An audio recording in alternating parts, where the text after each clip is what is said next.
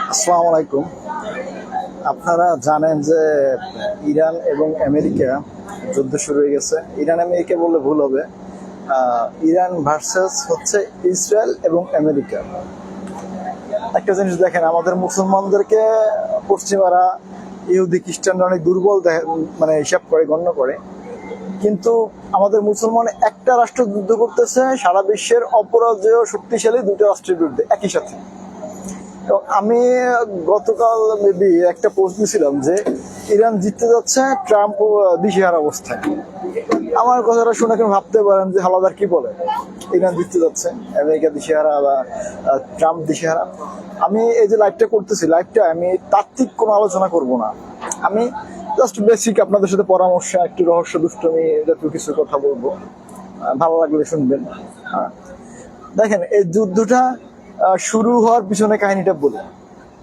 এই যুদ্ধটা শুরু হওয়ার পিছনে যে কাহিনীটা, ইরান বিশ্বাস করে যে ইসরায়েল নামে কোনো দেশ থাকা উচিত না। মানে ইসরায়েল দেশটা একটা ভুয়া দেশ, এবং ফিলিস্তিনের উপরে যেটা ওরা করতেছে সেটা টোটালি অন্যায়। ফিলিস্তিনকে সাপোর্ট দিতে যাইয়া ইরান হচ্ছে নিজের গায়ে যুদ্ধটা জড়াইছে, মেইন এটা। এটা কিন্তু মুসলিম দেশ আরো আছে আশেপাশে, তারা কিন্তু গাড়ি নেয় নাই, ইরান নিছে। আর ইরানকে মনে করতেছে আপনার ইসরায়েল আমেরিকা তাদের জন্য, তাদের শক্তির মত্তার জন্য একটা হুমকি। এই কনসেপ্টে হচ্ছে এই যুদ্ধটা। তো এরপর হচ্ছে ওরা কি চিন্তা ভাবনা করে যুদ্ধে আসলো সেটা একটু বলি। আপনার আমেরিকা ইসরায়েল ওরা মনে করছে কি, যে আপনার ইরানের ভিতরে একটা অভ্যন্তরীণ কন্দল সৃষ্টি করবে। মানে সর্বোচ্চ ধর্মীয় নীতি যে উনি খামেনি মারা গেল, তো ওনাকে মারবে, নিজেদের মধ্যে অভ্যন্তরীণ কোন্দল সৃষ্টি করবে ইরানের ভিতরে। এর ভিতরে ওদের গুপ্তচররা হচ্ছে কাজ করবে। এই কাজ করে ওরা হচ্ছে যুদ্ধের থেকে হচ্ছে মোটিভ ঘুরে নেবে অভ্যন্তরীণ কোন্দলের দিকে। দেন আমেরিকা এসে জুড়ে বসবে, নিজেদের মধ্যে একটা দু চারটে লোক দেবে, প্রধান লোক দিয়ে ওদের একটা ঘাঁটি দেবে, কিছু দিবে, দিয়ে ঠিয়া ওরা দেশটা নিজের কবজায় নেবে। টোটাল প্ল্যানটা ছিল এটা। কিন্তু কিভাবে এই প্ল্যানটা মানে বাড়ি খেলো, টোটাল ধুলিস্বাদ প্ল্যানটা একটু বলি। আপনারা জানেন যে অভ্যন্তরীণ কোন্দল শুরু হয়েছিল, কিন্তু খামেনি যখন মারা গেল তখন টোটাল সিচুয়েশন চেঞ্জ। মানে ইসরায়েল আমেরিকা ভাবতেও পারে নাই যে এই জিনিস ঘটবে। মানে খামেনি মারা গেছে, যারাই খামেনির বিরোধিতা করছে তারাই খামেনির পক্ষে চলে আসছে। এই লোকটার বিষয়ে একটু বলি। রাসূল সাল্লাল্লাহু আলাইহি ওয়াসাল্লামের যে বংশধর যারা আছে তাদের ভিতরে একটা সাইডের 38 নম্বর না 39 নম্বর বংশধর ধরা হইতো, মানে হিসাবে গণ্য করা হইতো খামেনিকে। এবং এই লোকটা কখনো অন্যায়ের সাথে মাথা নত করে নাই, কোনো আপোষ করে নাই। সব মিলাইয়া যারা হচ্ছে খামেনির প্রতি একটু নেগেটিভ ছিল বা কিছু আইনের প্রতি একটুই ছিল, তারা যখন দেখলো যে আমাদের সর্বোচ্চ ধর্মীয় নেতা যিনি আমাদের মাথায় বটগাছ ছিলেন তাকে মারিয়ে ফেলেছে, তখন যারা বিরোধিতা ছিল তারা পক্ষে চলে আসছে। তারা তাদের ওই মাথাটা তাদের কাজ করছে, তারা সিম্পেথির জায়গায় কাজ করছে, সম্মানের জায়গায় কাজ করছে, তারা পক্ষে চলে আসছে। এখন পক্ষে চলে আসার পরে আপনার আমেরিকা ইসরায়েল এদের তো মানে টোটাল কনসেপ্টটা, টোটাল চিন্তা ভাবনাটা চেঞ্জ হয়ে গেল। এখনকার পরিস্থিতিটা কি একটু বলি। দেখেন, আর যুদ্ধের বিষয়ে দু একটা ইনফরমেশন আসলে থিওরিক্যাল না দিলে হয় না, কারণ দু একটা ইনফরমেশন না দিলে আপনারা বুঝতেই পারবেন আসলে কই থেকে আমি কি বলতেছি। এর জন্য একটু থিওরিক্যাল দিচ্ছি, কিছু মনে করবেন না। আবার যুদ্ধ তো আসলে বেশি ফান মজা করা যায় না যুদ্ধ নিয়ে, ঠিক আছে। তো যাই হোক, আপনার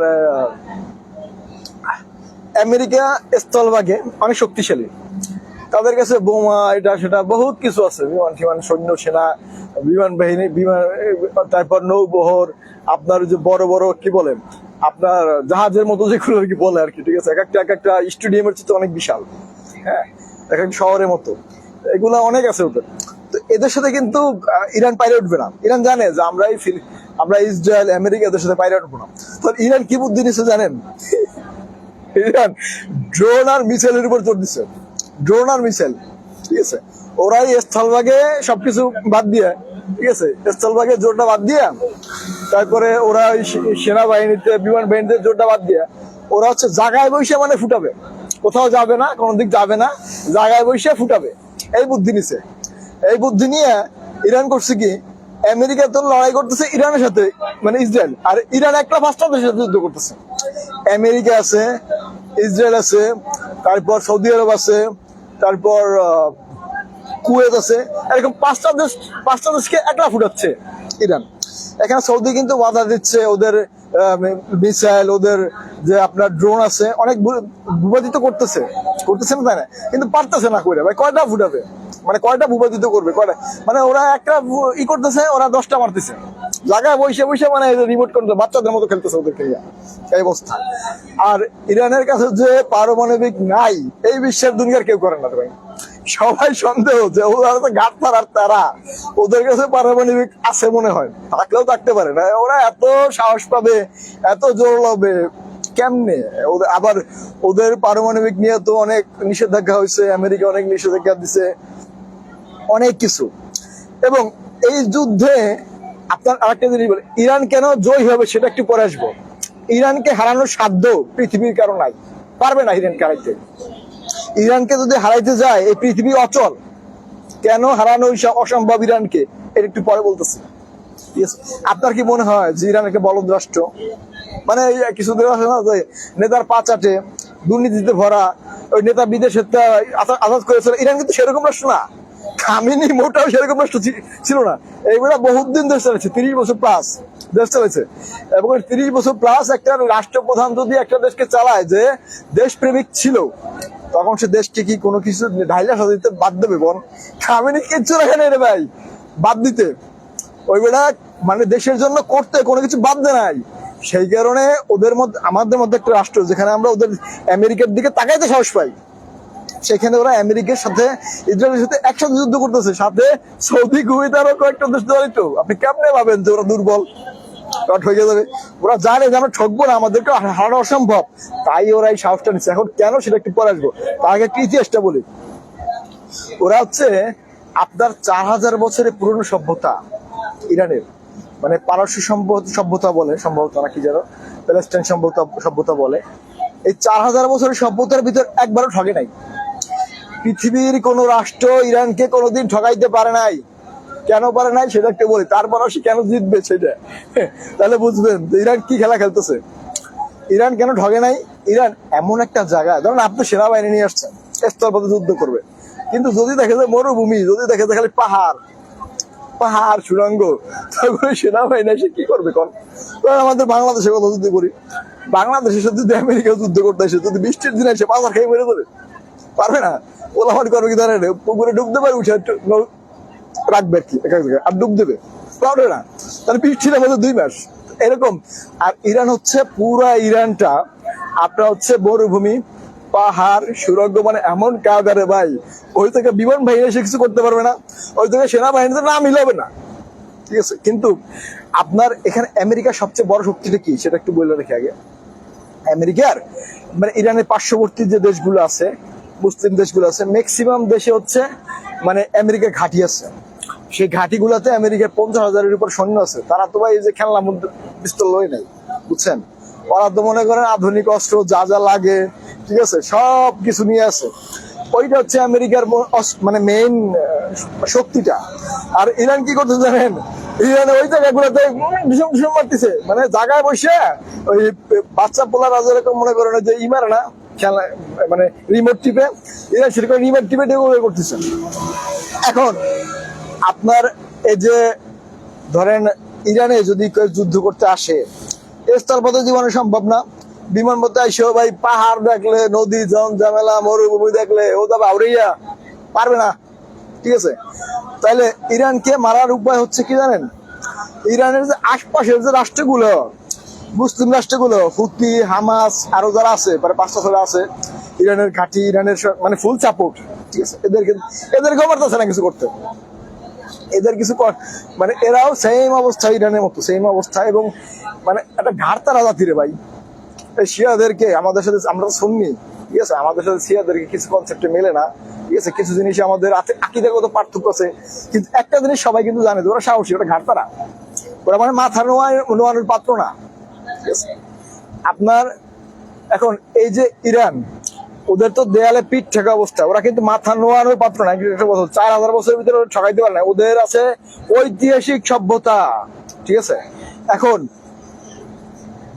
লাস্টে যেটা বলবো শুনলে আকাশ থেকে পড়বেন যে ইরান কেন এই যুদ্ধে ওদের হারানো অসম্ভব।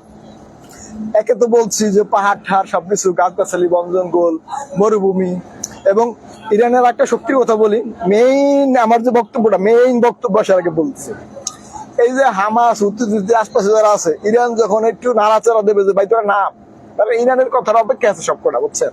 ইরান যখন একটু মানে না দেবে যে ভাই তোরা নাম, সব একদম মনে করেন জাগার উপরে নেমে পড়বে সব। ইরানের একটু ইশারার অপেক্ষা আছে। এই যে হামাস হুতি হিজবুল্লাহ যারা আছে সব ইরানের একটু ইশারার অপেক্ষা আছে। ইশারা পাইলেই মনে করেন কুল্লু খাচাস, ঠিক আছে। এখন ইরানকে কেন হারানো সম্ভব ভাই? হরমুজ প্রণালীর নাম শুনছেন? হরমুজ প্রণালী, ঠিক আছে। এর আগে আরেকটা জিনিস বলে রাখি, গাদ্দাফি এবং সাদ্দাম এই দুজনকে মারা হয়েছিল। এখন এই দুজনের পরিণতি চিন্তা করে অনেকে ভাবে যে ভাই ইরানের সেরকম পরিস্থিতি না, ইরান ওই জিনিস না, ইরান ওই জিনিস না, গাদ্দাফিও না, ওই সাদ্দামও না, ইরান ওই জিনিস না, ঠিক আছে। গাদ্দাফি সাদ্দাম কেন মারছিল সেটা একটু আগে বলে নি, মেইন জিনিসটা বলা লাগে। পিকচার আমি বাকি মেরা দোস্ত, আপনার গাদ্দাফি আর সাদ্দাম, আমেরিকা বলছিল যে আন্তর্জাতিক মুদ্রা হবে আমাদের ডলার, তখন এই দুই বান্দা এটা বিরোধিতা করছিল যে আমরা নিজস্ব, আমরা যে কোনো মুদ্রায় আমরা মানে লেনদেন করব। এই কথা বলার কারণে দুইটাকে ফুটিস করে দিচ্ছে, ঠিক আছে। খামেনিকে এখন মতো মারতে পারে না, কদিন আগে মারছে মেলা, মানে ইসের ভিতরে চট দিয়া, ওদের ভিতরে চট ঢুকাইয়া বিশ্বাস কোথার ভিতরে মারছে। এখন মেইন কথাটা বলতেছি, ইরানকে কেন হারানো সম্ভব ভাই? হরমুজ প্রণালী এইটা যদি একটা দিন বন্ধ থাকে, 5টা দিন বন্ধ থাকে, কালা ধুয়ে থাকবে সব, কালা ধুয়া। আমেরিকা ইতালি সব পেদাইবো সব রাষ্ট্র। আর বাংলাদেশ থেকে শুরু করে সারা বিশ্ব তেলের দাম ভাই এমন বাড়বো, আর তেলের দাম যদি বাড়ে এমন কোন জিনিস নেই যেটার দাম বাড়বো না। ওই যে মোবাইলে গার্লফ্রেন্ডের লাগে ফুচুর করে ওটা আরো দাম বাড়বো, সবকিছু পারবো তেলের দাম বাড়লে। গাড়ি ঘোড়া সব তেলে চলে গেছে, জাহাজ চলে তেলে, গাড়ি চলে তেলে, আপনার বিদ্যুৎ উৎপাদন হয় তেলে, ঠিক আছে। আপনার তেল ছাড়া দুনিয়া অচল, মানে যে কয়না নেতার মাথায় তেল দাও, ঠিক আছে, তেল ছাড়া দুনিয়া অচল। এখন ইরান যদি হরমুজ প্রণালী তো ইরানের কন্ট্রোলে, তাই না? আর সারা বিশ্বে আপনার তেলের যে মানে লাইন পথ, এটা হরমুজ প্রণালী দিয়ে যাওয়া আসা করে। আর হরমুজ প্রণালী যদি ইরান বন্ধ রাখে তাহলে সারা বিশ্বের তেলের জন্য হাহাকার করে দেবে ভাই। তখন আমেরিকার ইসরায়েল সবাই পেদাইবো, অলরেডি শুরু করছে পেদানো। এখন বাকি কনসেপ্টে বাকি একটু অপেক্ষা করেন, আর একটু বলি, তারপর বুঝবেন যে কেন অসম্ভব। আরো আপনার এই যে আর দুই আনাডা আপনার যে চীন এবং রাশিয়া, এরা কিন্তু আমেরিকার পক্ষে না, এরা কিন্তু মানে ইরানের পক্ষে। এখন আপনারা ভাবতেছে ইরানের পক্ষে সরাসরি নামতেছে না বান্দারা, করতেছে নাকি ভাই? ইরানের সাথে একটা আছে রেল লাইন, মানে রাশিয়ার আছে রেল লাইন, আর ইসের চীনের আছে ওদের network line, network connect strong, ঠিক আছে। এবং নেটওয়ার্ক সিগন্যাল দিয়ে হেল্প করে এরা, মানে কোথায় কি হচ্ছে, কোনটা ফেলানো লাগবো। মনে করেন বোমা ফেলাইবো কোথায়, এটা কই দিল চীন, গোবর কথা আমি কই দেব, কই না, ঠিক আছে। আর রাশিয়া ওদের সাথে ট্রেন লাইন, ঠিক আছে। তো ভাই তোরা আমার বুকে, তোদের বুকে আমি, ঠিক আছে, বুকে কোলাকুলি। তো এরপর হচ্ছে আপনার এই যে সারা বিশ্বে অলরেডি ইরানের পক্ষে কিন্তু একটা গণজাগরণ শুরু হয়ে গেছে অলরেডি। আপনার আমেরিকায় বলেন, সৌদিতে বলেন, যে যত রাষ্ট্র আছে সারা বিশ্বে, যত ইহুদি খ্রিস্টান সহ মুসলমান তো আছে সব, ঠিক আছে। বাংলাদেশে যে একটা বিরোধ আন্দোলনের নামছে, যদিও ভালো ইসলামের মধ্যে সেটা অন্য হিসাব, ঠিক আছে। তো বাংলাদেশ এত দূর থেকে যদি এই অবস্থা হয়, তাহলে কাছের যে মধ্যপ্রাচ্যের দেশগুলো ওদের তো মানে জলটাছে সবগুলা। ওই সৌদিতে দেখেন রাজা কিছু কইতেছে, কিন্তু প্রজারা কিন্তু সব ইরানের পক্ষে।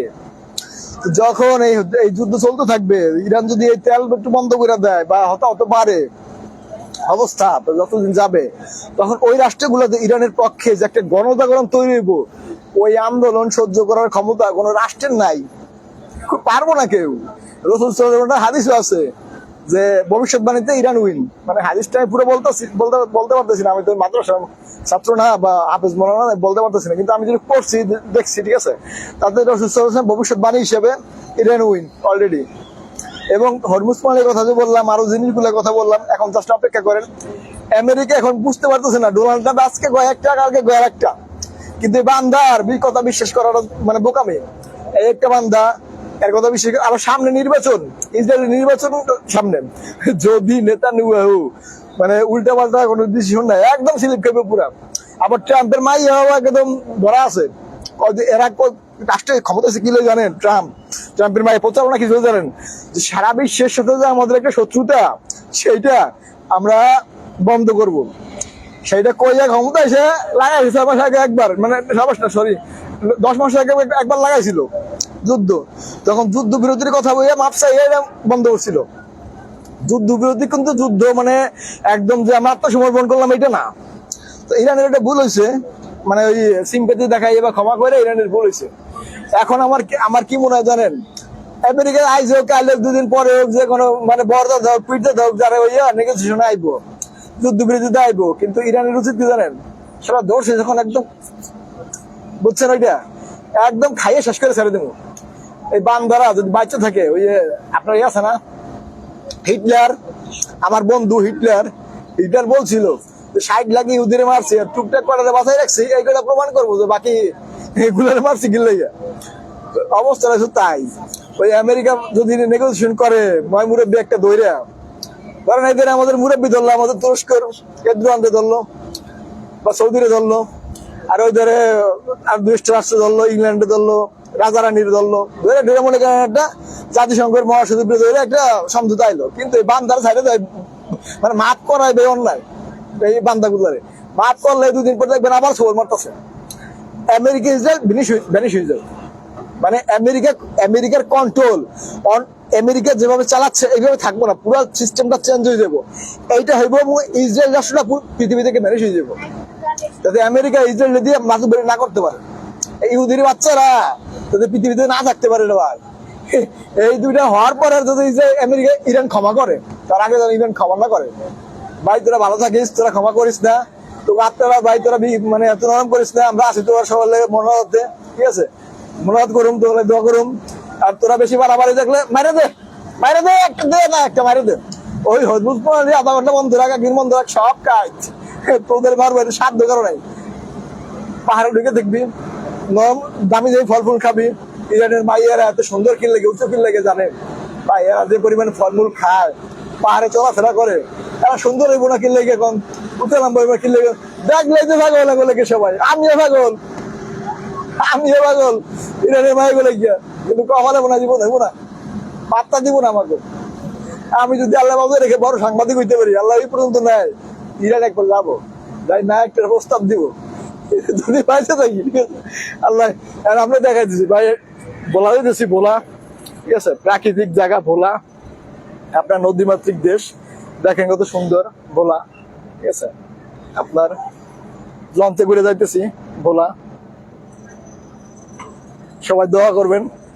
বন্ধু রায়হানের বাসায় যাইতেছি 2-3 দিনের সফরে, রায়হানটা যেন বাঙ্গেশ্বর আলু ভর্তা করে খাইতে পারি, দোয়া করবেন সবাই। দেখেন পাল তুলে কত সুন্দর যাইতেছে। মামা আই লাভ ইউ, বাই।